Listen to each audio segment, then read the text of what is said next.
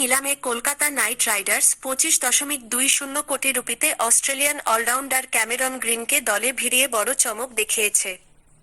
এই চুক্তির মাধ্যমে আইপিএল নিলামের ইতিহাসে সর্বোচ্চ দামের বিদেশি খেলোয়াড় হিসেবে নতুন রেকর্ড তৈরি হয়েছে, যা আইপিএল 2024 এর নিলামে মিচেল স্টার্কের জন্য দেওয়া 24.75 কোটি রুপির রেকর্ডকেও ছাড়িয়ে গেছে।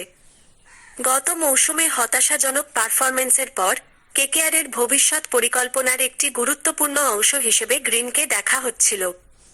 কেকেআর তাদের বড় অঙ্কের খরচ অব্যাহত রেখে শ্রীলঙ্কার পেসার মাথিসা পাথিরানাকে 18 কোটি রুপিতে দলে নিয়েছে।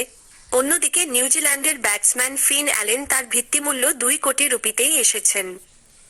দলটি গত মাসেই তাদের মূল খেলোয়াড়দের তালিকা নিশ্চিত করে ফেলেছিল এবং রিঙ্কু সিং, অঙ্গকৃষ্ণ রঘুবংশী, সুনীল নারাইণ, হর্ষিত রানা ও বরুণ চক্রবর্তীকে ধরে রেখেছে।